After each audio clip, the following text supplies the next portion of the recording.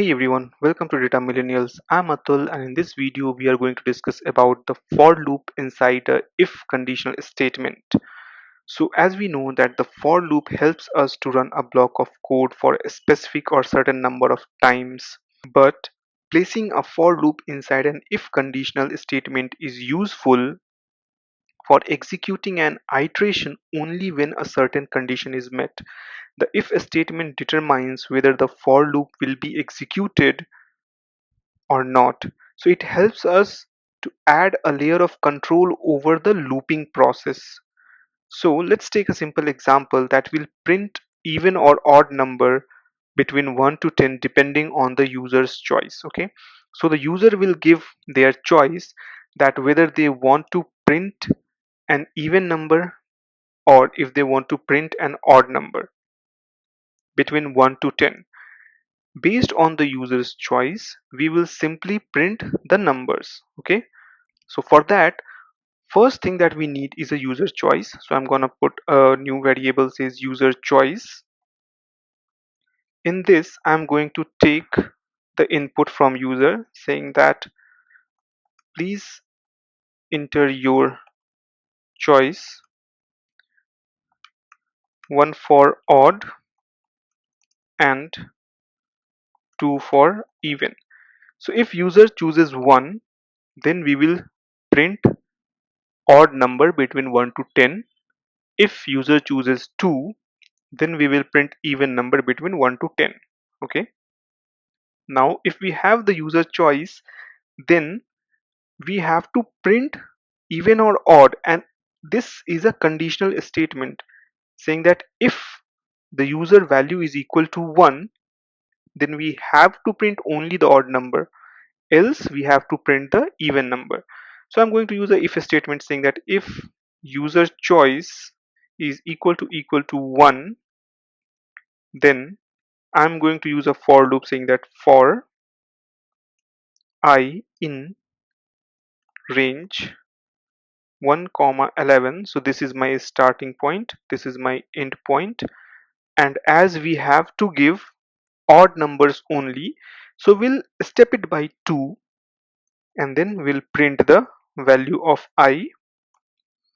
Now we'll come for the odd part using the elif statement saying that else if user choice is equal to 2, then again we will give a for loop saying that for I in range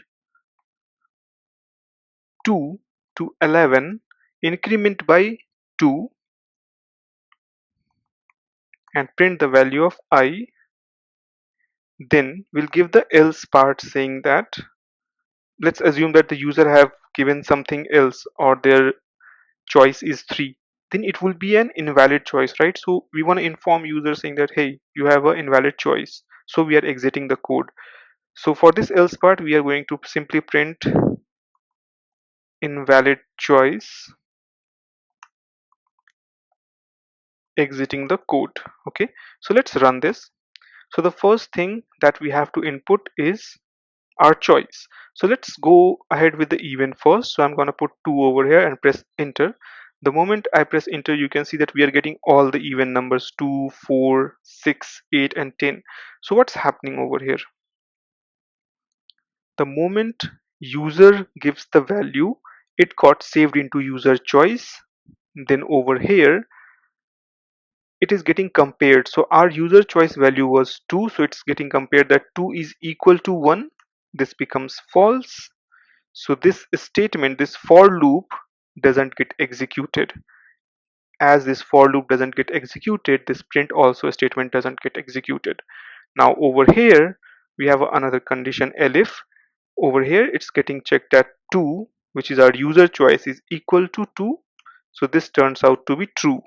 The moment it turns out to be true, then the program control goes to this for loop and it takes the I. So for I in this range, so the first value for our range is 2, so obviously it will start with 2, and then we have the last value as 11, so obviously we know that In Python it goes n minus 1, so it will print till 10. Okay, and we have given the step value which is 2. So in the first iteration 2 will get out printed, then in second iteration I value will be incremented by 2, so we will have 4. Then in next iteration the I value will get incremented to 6, then 8, and then 10, and then the value of I will get incremented to 12. So 12 is not present in this range, then the control will come out of this for loop. Okay, and as the condition has satisfied over here with this elif, this else part will not get executed.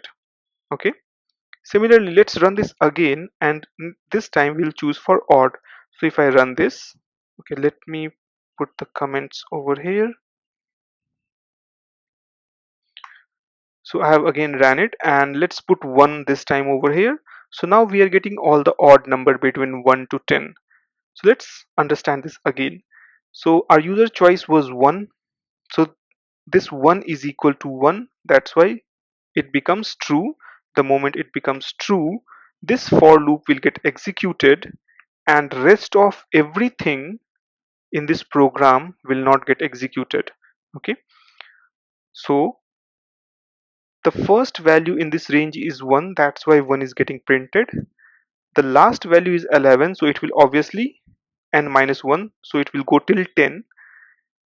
So in first loop 1 will get printed, then in the second iteration 2 will be incremented in this 1, that's why we have 3, and it goes on like this to 5, 7, 9, and in the last iteration you will have the value of I as 11, and in this range we have value, int value is 11, but it will get compared with 10 only because Python has always n minus 1 as the end value index, right?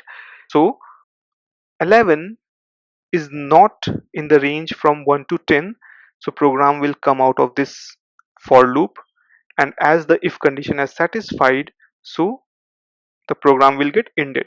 So let's run this program once again, and in this time I'm gonna put 10 as a value. So 10 is not our choice, we are not comparing 10 over here in our if condition or elif condition. So ideally what should happen is that 10 will get compared with 1, this is false. 10 will get compared with 2, this is false. So when both of these two conditions are false, so this for loop within the if condition and this for loop within the elif condition will not get executed. It will directly come to the else part, and it will print this invalid choice exiting the code. So let's put 10 and press enter. So we are getting invalid choice exiting the code. So in order to summarize that, what we have done in this program is that the user was asked to enter the choice 1 for odd, 2 for even. When the user enter the choice as 1, the odd number between 1 till 10 using the for loop is printed, and when the user enters the choice as 2, the even number between 1 till 10 using the for loop is printed. Happy learning, and see you in the next video.